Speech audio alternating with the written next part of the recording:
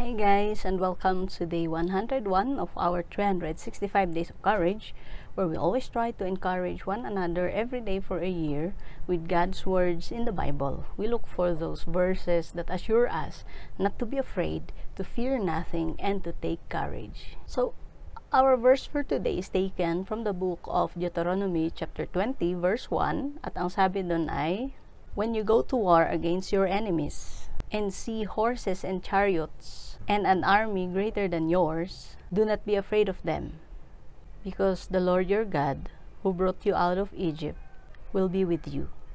Alright? Now, most of the time, we try to justify our fears. We try to justify our fears by looking for reasons para lalo tayong matakot.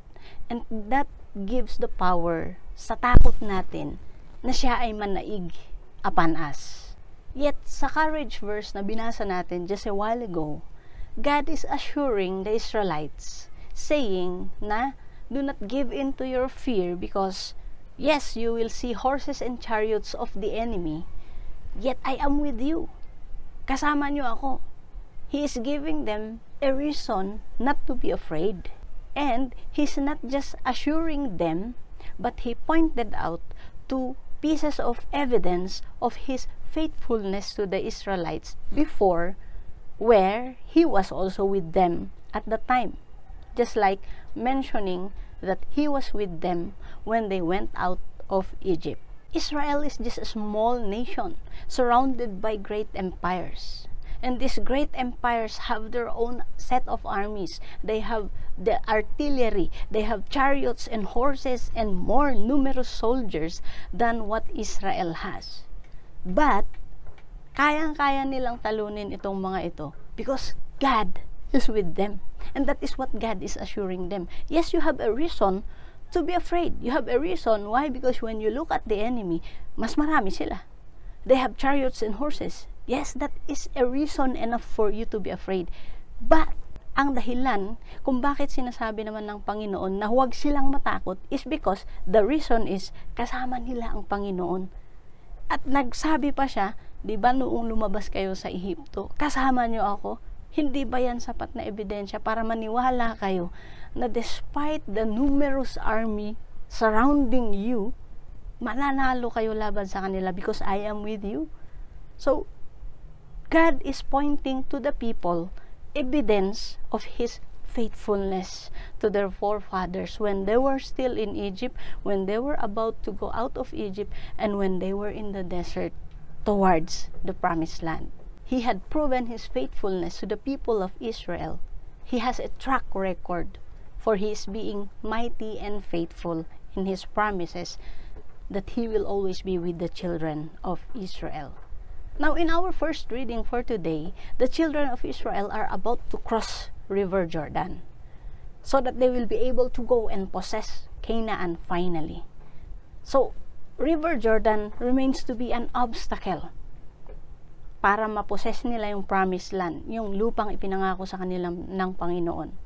And of course, pagpasok nila doon sa Canaan, they will not be welcomed. They will be resisted upon. There will be armies who will be resisting them, who will try to fight in order to keep Canaan for themselves.